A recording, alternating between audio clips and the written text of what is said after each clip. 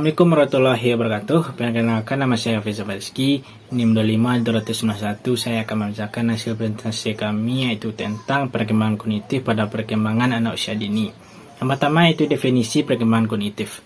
Kognitif berasal dari kata connection yang bahasa Inggrisnya yaitu knowing, berarti mengetahui. Dalam arti yang luas, connection ialah perolehan, penataan, dan penggunaan pengetahuan.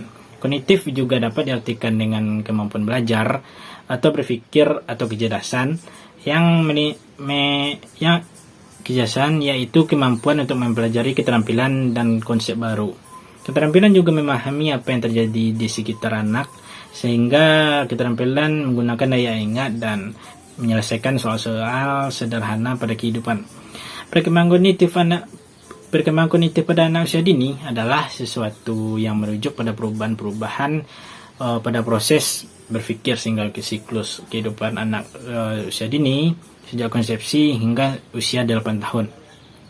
Perkembangan adalah kontekstual, individu secara terus-menerus merespon dan bertindak berdasarkan konteks yang meliputi make-up biologis, lingkungan fisik, serta konteks sosial, kesejarahan, dan kebudayaan seseorang. Kognitif adalah suatu proses berpikir, yaitu kemampuan individu yang menghubungkan, menilai, dan kembangkan suatu kejadian atau peristiwa. Kognitif berhubungan dengan tingkat kecerdasan atau inteligensi yang menandai seseorang dengan berbagai minat, terutama sekali ditujukan kepada ide-ide dan belajar. Yang kedua yaitu definisi anak usia dini. Anak usia dini ialah anak yang berumur 0 sampai 6 tahun yang memiliki pertumbuhan dan perkembangan yang lebih pesat pada awal-awal tahun kehidupannya, di mana perkembangan menunjuk pada suatu proses yang lebih sempurna dan tidak begitu saja dapat diulang kembali. Oleh karena itu, kualitas perkembangan anak di masa depannya sangat ditentukan oleh stimulasi yang diperolehnya sejak dini. Pemberian stimulasi pendidikan adalah sangat penting, sebab 80% pertumbuhan otak berkembang pada anak usia dini.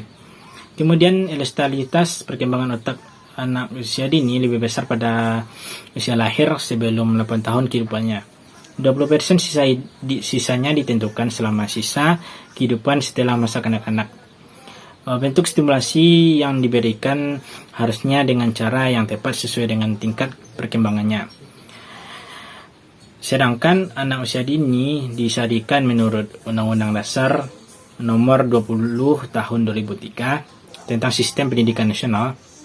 Disebutkan bahwa mereka adalah anak yang pada rentang usia sejak lahir sampai dengan 6 tahun. Jika disesuaikan dengan pendapat internasional, maka anak usia dini di Indonesia adalah mereka yang sejak lahir pada usia 0 tahun hingga memasuki jenjang SD awal. Yang ketiga yaitu perkembangan kognitif anak usia dini. Perkembangan kognitif menunjukkan perkembangan dari cara anak berpikir, kemampuan anak untuk mengkoordinasikan berbagai cara berpikir untuk menyelesaikan berbagai masalah dapat dipergunakan sebagai tolak ukur pertumbuhan kecerdasan. Menurut pandangan aliran tingkah laku atau behaviorisme, berpendapat bahwa pertumbuhan kecerdasan melalui terhimpunnya informasi yang semakin bertambah. Kognitif dinyatakan dengan kemampuan merancang. Kognitif menunjukkan perkembangan dari cara anak berpikir dari sejak dini. Yang keempat itu urgensi perkembangan kemampuan kognitif anak usia dini.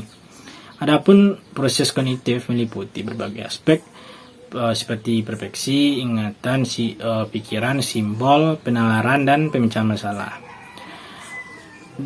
Bahwa pentingnya pendidikan anak mengembangkan perkembangan kognitif pada anak adalah yang pertama yaitu agar anak mampu mengembangkan daya persepsinya berdasarkan apa yang dia lihat, didengar, dan dirasakan. Yang kedua itu agar anak mampu melatih ingatan terhadap semua peristiwa dan kejadian yang dialaminya Yang ketiga itu agar anak mampu mengembangkan pemikiran dalam rangka menghubungkan satu peristiwa yang dengan peristiwa lainnya. Yang keempat itu agar anak mampu memahami simbol-simbol yang tersebar di dunia di sekitarnya. Yang kelima yaitu perkembangan otak anak usia dini. Yang pertama, perkembangan otak anak usia 0 sampai 2 tahun. Pada periode ini, usia 2 tahun disebut dengan infancy period, di mana pada masa ini merupakan masa yang sangat bergantung kepada orang dewasa. Yang kedua itu perkembangan otak anak usia 2 tahun sampai 3 tahun. Dunia emosi adalah kawasan yang baru mempesona bagi anak usia 2 tahun. Tentu saja sejak lahir anak telah peka terhadap emosi-emosi orang tua dan siapapun yang mengasuhnya setiap hari. Yang ketiga itu perkembangan otak anak usia 3 tahun sampai 4 tahun. Pada masa ini anak memiliki sistem koneksi neutron dasar. Anak telah terhubung dengan baik, sementara itu jaringan sarafnya mulai meluas. Mungkin hanya sekian yang bisa saya sampaikan. Kalau ada salah dan janggal saya mohon maaf. Assalamualaikum warahmatullahi wabarakatuh. Assalamualaikum warahmatullahi wabarakatuh. Nama saya Indah Salsabila, NIM 25290. Baiklah, di sini saya akan menjelaskan tentang perkembangan kognitif pada peserta didik berusia kanak-kanak. Nah, di sini masa kanak-kanak yang dimaksud adalah anak yang berusia pada rentang umur 6 sampai 12 tahun. Dan berdasarkan pengamatan, dalam psikologi mengamati yaitu suatu kegiatan menggunakan alat indera sebagai sarana pengamatan. Nah, dari hasil penelitian tersebut dapat terbagi menjadi 2 pengamatan. Yang pertama, pengamatan dari penglihatan warna, dan yang kedua penglihatan dalam tipe penglihatan bentuk. Nah, pada usia 6 sampai 12 tahun ini, kanak-kanak lebih banyak menghabiskan waktu di sekolah dan lingkungan sekitar. Maka oleh karena itu, lingkungan sekitar sangat berpengaruh terhadap perkembangan kognitif anak. Dalam periode masa kanak-kanak ini, kita bisa mengetahui rentang waktunya dari umur 6 tahun sampai dengan seksualnya matang. Untuk kematangan seksual ini, baik secara jenis kelamin maupun antar budaya, pada usia seperti ini anak-anak akan peka dan juga siap untuk belajar pada usia ini. Anak-anak selalu ingin bertanya dan juga ingin memahami. Dan pada masa perkembangan anak-anak ini juga perkembangan kognitifnya juga merangsang kepada perkembangan sosial. Seperti bisa dilihat daripada pola pikir anak dan perubahan pengetahuan dan pemahaman mereka. Yang kedua adalah perkembangan fantasi. Sejak umur 6 tahun, anak-anak sudah mulai dikenal atau mengenalkan kepada dunia luar atau lingkungan sekitar. Dan ada pun macam-macam fantasi untuk anak yang tersebut. Yang pertama adalah masa dongeng. Dan perkembangan selanjutnya adalah perkembangan berpikir. Menurut psikologi, perkembangan berpikir terbagi menjadi 2. Yang pertama intelek, yang kedua inteligasi. Nah, di sini yang dimaksud dengan intelek adalah berpikir. Sedangkan inteligasi adalah kemampuan atau kecerdasan. Nah, berarti berpikir merupakan menimbang, menguraikan, menghubungkan sampai akhirnya mengambil sebuah keputusan. Perkembangan selanjutnya adalah perkembangan perasaan. Perasaan yang dimiliki anak-anak lebih kuat berpengaruh dibanding perasaan orang dewasa. Yang pertama, perasaan intelek. Perasaan intelek yaitu perasaan yang disertai dengan berpikir. Yang kedua, perasaan seksual. Seks adalah masalah pribadi anak, sebaiknya membicarakan masalah seks pada orang tua mereka sendiri. Yang kelima, perkembangan rasa sosial. Saat ini anak mulai keras kepala, seakan-akan perkembangan rasa sosial telah berhenti. Dan terakhir adalah perkembangan kemauan. Nah, pada masa ini merupakan masa paling baik dalam pembentukan anak. Karena pada masa ini merupakan masa sekolah dan anak-anak akan lebih mematuhi seseorang yang lebih tegas. Dan seseorang yang memiliki jiwa yang kuat dan tegas, yang sudah pandai mengkritik sesuatu dengan perkembangan pikirannya. Nah, yang terakhir adalah materi tentang tujuan perkembangan masa kanak-kanak. Nah, di sini tugas yang akan dilakukan oleh anak-anak yang pertama adalah Anak-anak harus belajar menyesuaikan diri dengan teman dan lingkungannya. Yang kedua, anak-anak harus mengembangkan keterampilan dasar untuk membaca. Anak-anak harus mencapai kebebasan pribadi.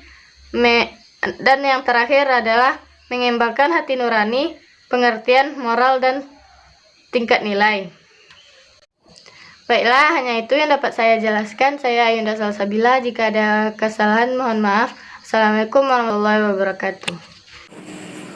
Assalamualaikum warahmatullahi wabarakatuh. Perkenalkan, saya Fauzan Biharyanto, NIM 25276 dari kelompok 8, ingin menyambung penjelasan yang diberikan oleh Ayunda, yaitu C. Perkembangan kognitif pada peserta didik usia remaja. Perkembangan kognitif dalam pandangan Piaget adalah remaja secara aktif membangun dunia kognitif mereka, di mana informasi yang didapat tidak langsung diterima begitu saja ke dalam skema kognitif mereka. Remaja telah mampu membedakan hal atau ide-ide yang lebih penting dibandingkan ide lainnya. Lalu mereka juga mengembangkan ide-ide ini. Masa remaja awal sekitar usia 11 atau 12 atau 14 tahun, transisi keluar masa kanak-kanak menawarkan peluang untuk tumbuh bukan hanya dalam fisik tetapi dalam mental dan kognitif juga. Satu, perkembangan psikologi pada masa remaja, itu A. Perubahan emosi. Perubahan tersebut berupa kondisi pertama, sensitif atau peka, misalnya mudah menangis, cemas, frustasi, atau sebaliknya. Yang kedua, mudah bereaksi secara agresif, bahkan gangguan atau rangsangan dari luar yang mempengaruhinya. Yang ketiga, ada kecenderungan tidak patuh pada orang tua dan lebih senang pergi dengan teman-temannya. B. Perkembangan inteligensia. Pada perkembangan ini menyebabkan remaja yang pertama cenderung mengembangkan cara berpikir abstrak, suka memberikan kritik. Yang kedua, cenderung juga untuk mengetahui hal-hal baru sehingga muncul perilaku ingin mencoba-coba. Yang B. Perkembangan emosi pada masa remaja. Perkembangan emosi pada masa remaja yaitu perubahan status remaja bagi dirinya mampu untuk merubahnya menjadi lebih dewasa lagi dari sifat kanak-kanaknya. C. Sejumlah faktor yang dapat mempengaruhi perkembangan emosi remaja. Yang pertama, perubahan jasmani. Perubahan jasmani yang ditunjukkan dengan adanya perubahan yang sangat cepat dari anggota tubuh. B. Perubahan pola interaksi dengan orang tua. Pola asuh orang tua terhadap anak, termasuk remaja, sangat bervariasi. Ada pola asuh menurut apa yang dianggap terbaik oleh dirinya saja, sehingga ada yang bersifat otoriter, memanjakan anak, acuh tak acuh, tetapi ada juga yang cinta kasih terhadap anak mereka. C. Perubahan pola interaksi dengan teman sebaya. Remaja seringkali membangun interaksi sesama sebayanya sehingga khas dengan cara berkumpul untuk melakukan aktivitas bersama dan membentuk semacam geng. Perubahan pandangan luar. Ada sejumlah pandangan di dunia luar yang dapat menyebabkan konflik emosional dalam diri remaja, yaitu sebagai berikut. Yang pertama, sikap dunia luar terhadap remaja sering tidak konsisten. Yang kedua, dunia luar atau masyarakat masih menerapkan nilai-nilai yang berbeda untuk remaja laki-laki dan perempuan. Yang ketiga, seringkali kekosongan remaja dimanfaatkan oleh luar yang tidak bertanggung jawab. Yang perubahan interaksi dengan sekolah.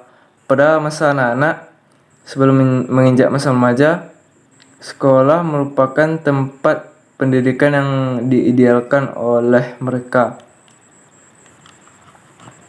Para guru merupakan tokoh yang sangat penting dalam kehidupan mereka, karena selain tokoh intelektual, guru juga merupakan tokoh otoritas bagi para peserta didiknya. Ya, sekian yang dapat saya sampaikan. Wabillahi taufiq wal hidayah. Assalamualaikum warahmatullahi wabarakatuh.